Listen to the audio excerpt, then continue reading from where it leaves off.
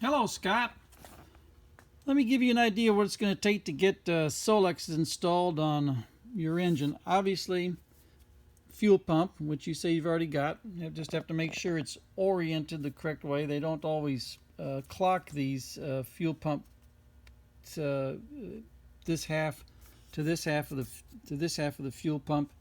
These are not always clocked correctly, so this is the orientation of the fittings. And if yours is not mounted, does not look like this, then just have to unscrew these and carefully pry the body away from the gasket, and then reorient it and reattach the screws. Obviously, the fuel line. Now, this fuel line is an original that's just been covered with heat shrink. Yours has been cut in half, so you have to get your new fuel line, and yours will come looking with cloth covered, and it'll be like a silver blue material. Also, there is a bracket right here that secures the fuel line to the cylinder head. Plus, this is a special bolt that goes in here to secure it. So I need to find out if you have either of these. If you don't, we need to put them on your list. Obviously, down to the carburetors themselves. Now then, mounting the carburetors.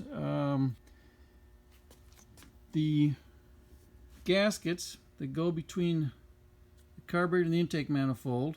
There's 4 of these diamond-shaped ones, and then there are 8 round rubbers that go back here, in addition to special oversized washers that go back here to reinforce the rubber.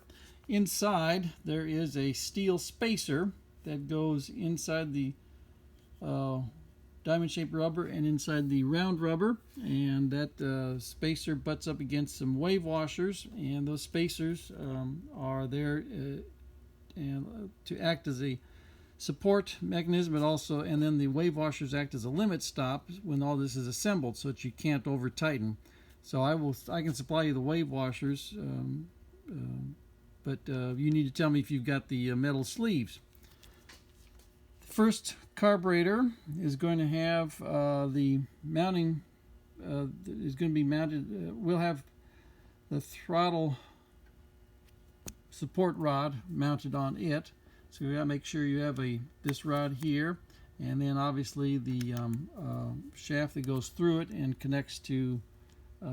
This is the shaft, starts here, runs over here, and then you've got this lever that connects over here. So you need to have all those, and sometimes the bushings are worn in here. Usually the bushings are worn in here, and the shaft itself. So you need to find out how much of this you have. On the second carburetor, you have sent me the hot choke mechanism, and I will refurbish it. You've also sent me the support rod right here. But what we need down here is all the mounting hardware, a big spacer, and these rubber washers and metal washers with rubber washers and a sleeve inside. In addition to that, you've got a bracket right here that holds the drain tube, which goes to the bottom of the 2 carburetors. In addition, and so you also need the drain tube assembly. Some of that I've already got here for you because I remember us going over this. Also at the top here, we've got this vent hose. People think it's an overflow hose. It is not. It's a vent to supply air into the carburetor. And so I've got, I believe I got one of these set aside for you. In addition to the tube, the vent hose, vent pipe, have 2 clamps that go on the thermostat housing. And over here on the hot choke, I've got a clamp that secures the vent tube to the hot choke mechanism. Got to make sure you need to tell me what parts you have. If you have these in a box someplace rattling around, you may not recognize what they are, so be sure to let me know if you've got them.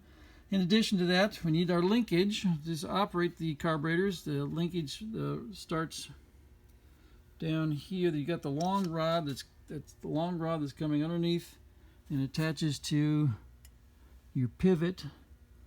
It goes right down here, but we haven't installed it yet, and that pivot transmits throttle linkage upward and attaches here. So we've got a rod that's going to come from down here up to this part of the throttle linkage. Then we got this short one right here that attaches to the number carburetor, and At the number 2 carburetor, we've got the turnbuckle, which is where you get your final adjustment when synchronizing the carburetors. I'm thinking, well, obviously rubber hose here and clamps to secure the vent, but that would be a given since you don't have the vent pipe. Also, you mentioned you don't have the gaskets that go here between the airlog and the carburetor, but just make sure they're thin, but specialized, but a thin gasket. And they take the shape of the opening here, so you have a flat on one end and round up here. It's a very odd-looking gasket. Let's see what else. What else? Think. Oh, that's right. Throttle return spring. As I recall, you said you did not have a throttle return spring, which attaches here and goes over to your airlog, which is sitting out here and allows you to adjust, attach your throttle return spring. In fact, let's make sure you've got the airlog. Let me get one right here.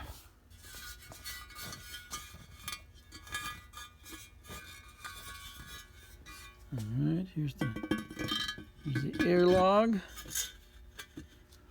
So you'd be looking at the throttle return spring attaching here on the airlog and going over to throttle rod right there. So it's a return spring that goes there. So you make sure you've got the airlog. All right, I think that's going to. See if there's anything else I can think of. Oh, that's right. Choke cable. You said you had trouble with your choke cable. It's been cut off or something, and I have a replacement choke cable for you that's going to go in through the dash and snake all the way through the flexible sheath, and then that attaches to the chokes right here. And it's going to come straight down like this and go through the 2 binding screws. Now remember, these adjustments right here adjust these levers up and down so that you can align the binding screws with the choke cable. And these are adjusted close to where I think they should be, but you get to do the final adjustment. I'm trying to think what else. I think that's it for a start. You just have to let me know what you've got. Thank you.